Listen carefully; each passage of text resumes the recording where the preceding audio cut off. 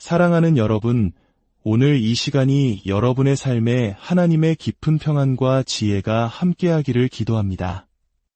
잠시 시간을 내어 이 말씀이 더 많은 이들에게 전달될 수 있도록 구독과 좋아요를 눌러주시면 감사하겠습니다. 여러분의 작은 손길 하나하나가 어두운 세상에 복음의 빛을 나누는 귀한 동력이 됩니다. 이 선한 사역에 동참하시는 모든 분들의 가정과 삶 위에 주님의 크신 은혜와 축복이 넘치시기를 소망합니다. 우리는 때로 분노라는 감정에 휩싸여 어리석은 실수를 저지르곤 합니다. 그래서 성경은 우리에게 분노하기를 더디 하라고 가르칩니다. 그리고 일단 분노가 우리 마음을 사로잡았을 때 그것을 어떻게 다스리고 떨쳐내야 하는지 아는 것은 매우 중요합니다. 우리의 삶이 보이지 않는 영적인 전쟁터 한가운데 있다는 사실을 이해하는 것은 신앙생활에 있어 핵심적인 부분입니다. 여러분은 아마 이미 영혼 속에서 벌어지는 이 전쟁을 느끼고 계실 겁니다. 한쪽에서는 옳은 일을 하고자 하는 마음이, 다른 한쪽에서는 그릇된 욕망이 우리를 끌어당깁니다. 이기적인 마음과 나누고 싶은 선한 마음이 끊임없이 충돌합니다.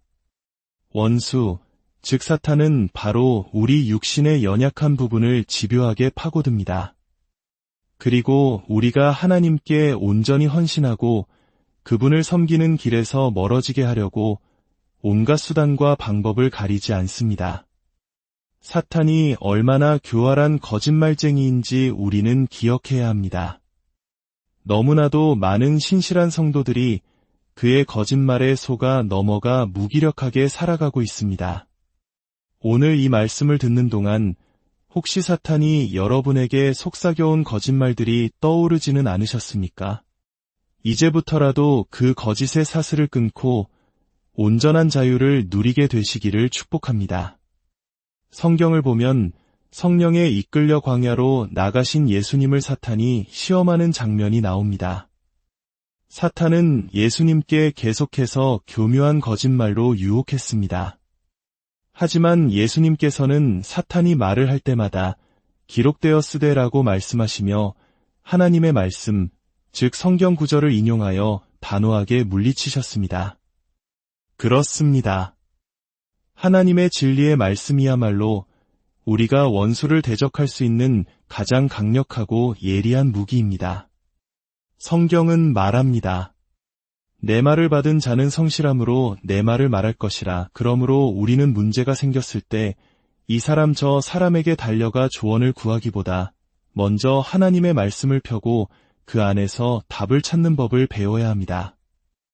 어떤 상황에 어떤 말씀을 적용해야 하는지 알 수 있을 만큼 말씀을 깊이 알아야 합니다.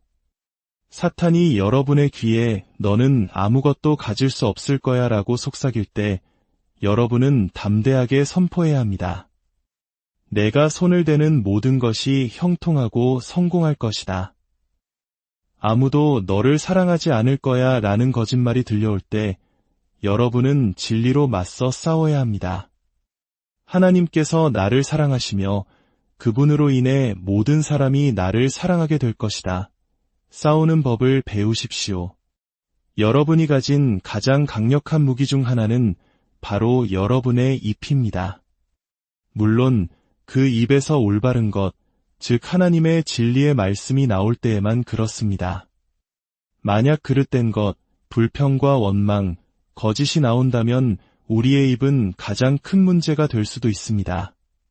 저는 약 40여 년 전 하나님의 특별한 만지심을 경험하고 성령으로 충만해지는 은혜를 받았습니다.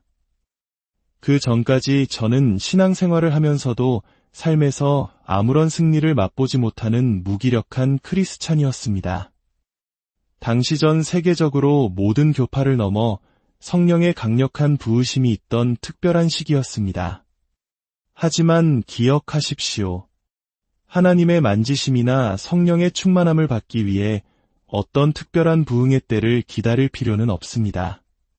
우리는 매일 이렇게 기도할 수 있습니다.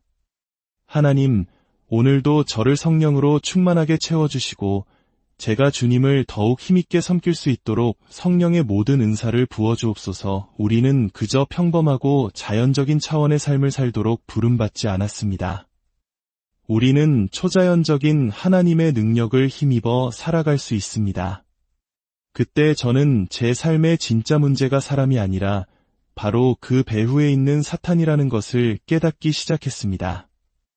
물론 사탄은 사람을 통해 역사합니다. 그래서 우리는 종종 문제의 배후에 있는 진짜 원인을 보지 못하고 엉뚱한 사람만 탓하는 실수를 저지릅니다. 성경을 보면 사탄이 가룟 유다의 마음에 들어가 예수님을은 30에 팔아넘길 생각을 넣었다고 기록되어 있습니다. 또 아나니아와 삽비라의 마음에 들어가 그들이 하나님께 드리기로 약속한 것을 일부 감추도록 유혹했습니다. 예수님께서는 수제자였던 베드로에게도 단호하게 대처하셨습니다. 베드로가 예수님께서 예루살렘으로 가서 고난받으시는 것을 만류하려 했을 때 예수님은 그를 똑바로 보시며 말씀하셨습니다. 사탄아, 내 뒤로 물러가라. 물론 그렇다고 해서 남편과 다툰 후에 남편을 향해 사탄아, 물러가라고 소리치라는 뜻은 아닙니다. 그것은 관계에 별로 도움이 되지 않을 겁니다. 하지만 다른 방에 들어가서 그렇게 기도할 수는 있습니다. 남편이 사탄이라는 뜻이 아니라 사탄이 남편을 통해 역사할 수 있다는 것을 인지하는 것입니다. 사탄은 불신자뿐만 아니라 마음의 문을 여는 누구를 통해서든 역사할 수 있습니다. 우리가 사탄에 대해 이야기하는 것을 불편하게 여기는 분들이 있을지도 모릅니다. 하지만 사랑하는 여러분, 우리가 사탄의 존재와 그의 전략을 제대로 알지 못한다면 그는 평생 우리를 마음대로 요리하며 우리의 삶을 망가뜨릴 것입니다. 사탄은 할로윈 데이에 플라스틱 불을 달고 삼지창을 든 우스꽝스러운 모습으로만 존재하는 것이 아닙니다. 그는 지금 이 순간에도 이 땅에서 왕성하게 활동하고 있습니다. 하지만 좋은 소식이 있습니다. 누가복음 10장 19절은 이렇게 선포합니다. 내가 너희에게 뱀과 전갈을 밟으며 원수의 모든 능력을 제어할 권능을 주었으니 너희를 해칠 자가 결코 없으리라. 여기서 중요한 점을 놓치지 마십시오. 사탄에게는 능력이 있을지 모르나 성경 어디에도 그에게 권세가 있다고 말하지 않습니다. 예수님께서는 우리에게 원수의 모든 능력을 제어할 권세를 주셨습니다. 사탄이 가질 수 있는 유일한 권세는 우리가 무지하거나 혹은 알면서도 순종하지 않고 소극적으로 행동할 때 우리 스스로 그에게 내어주는 것뿐입니다. 예를 들어 성경은 분을 내어도 죄를 짓지 말며 해가 지도록 분을 품지 말고 마귀에게 틈을 주지 말라고 말씀합니다. 생각해 보십시오. 우리는 1년에 몇 번이나 화가 난 채로 잠자리에 듭니까? 심지어 화나게 한 사람 바로 옆에 누워서 말입니다. 우리는 서로 닿기 싫어서 침대 매트리스의 한가운데 선을 긋고 그 끝에서 잠을 청하기도 합니다. 추운 밤에 이불을 뺏길까 봐달라는 말도 못하고 덜덜 떨면서 밤을 새우기도 합니다. 이 얼마나 어리석은 행동입니까? 분노는 우리를 이렇게 유치하고 어리석게 만듭니다. 우리가 분노를 해결하지 않고 마음에 품고 잠들 때 우리는 사탄에게 내 삶에 들어와서 역사해도 좋아라고 문을 열어주는 것과 같습니다. 본래 사탄에게는 아무런 권세가 없었습니다. 하나님께서 아담에게 주셨던 권세를 아담이 불순종함으로 사탄에게 넘겨주었을 뿐입니다. 그러나 예수님께서 이 땅에 오셔서 십자가에서 죽으시고 부활하심으로 그 모든 권세를 되찾아 오셨습니다. 아멘. 주님은 사탄의 머리를 부수시고 사망과 지옥의 열쇠를 빼앗아 오셨습니다. 그리고 이제 그 권세를 우리에게 다시 주셨습니다. 하지만 기억하십시오. 권세는 사용하지 않으면 아무 소용이 없습니다. 40여 년 전 저는 교회는 오래 다녔지만 이런 가르침을 들어본 적이 없었습니다.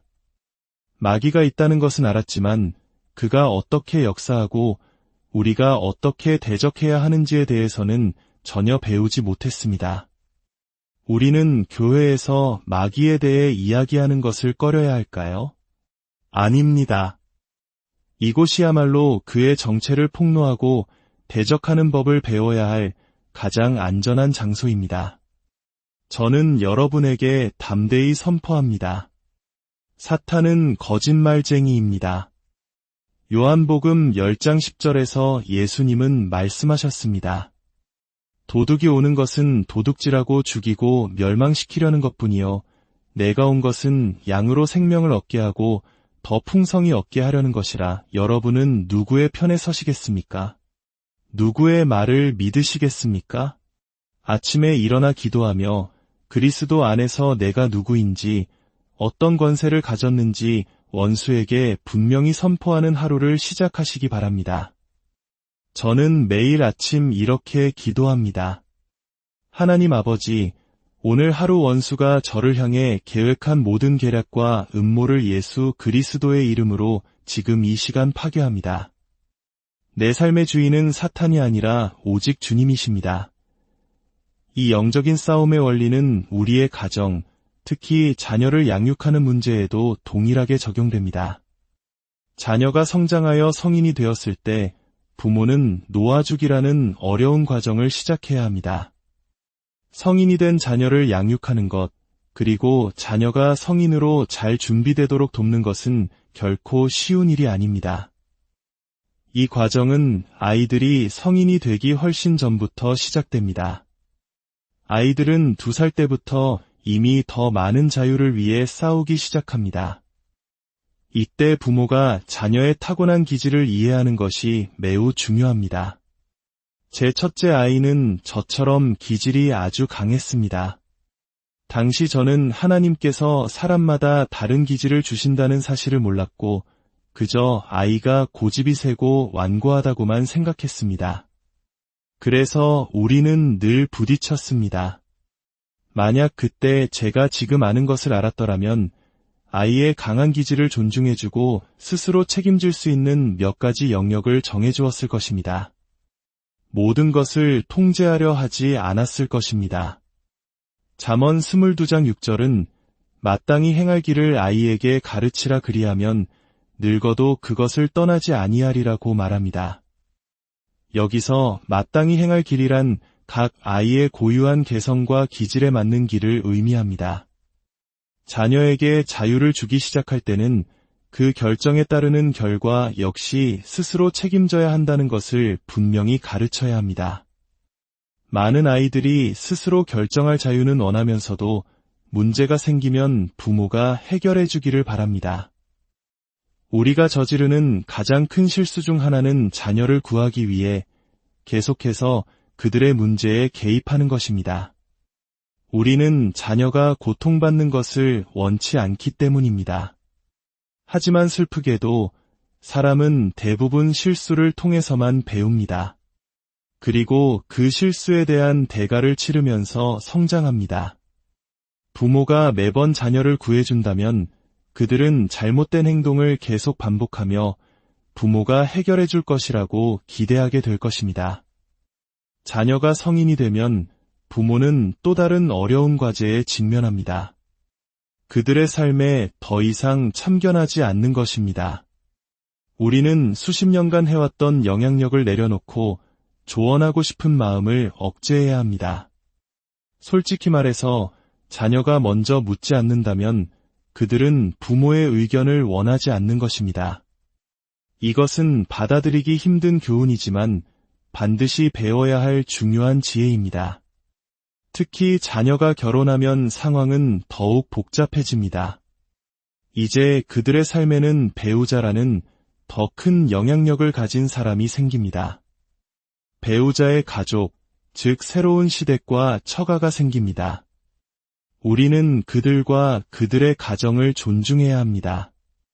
명절이나 특별한 날에 대한 전통도 마찬가지입니다. 우리 집은 항상 크리스마스 이브 오전에 모였으니까 무조건 그렇게 해야 해라고 고집부려서는 안 됩니다. 자녀의 배우자에게도 그들의 부모님이 계시고 그들 역시 기쁘게 해드려야 할 책임이 있습니다. 시대가 변하고 가족의 형태가 다양해진 만큼 우리도 유연해져야 합니다.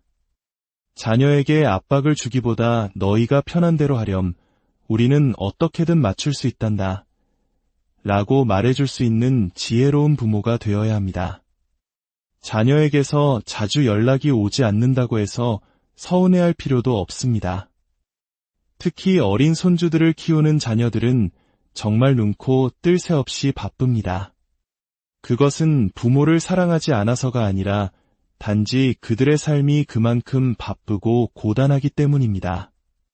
이러한 것들을 개인적으로 받아들이지 않고 그들의 입장에서 이해하려는 노력이 필요합니다.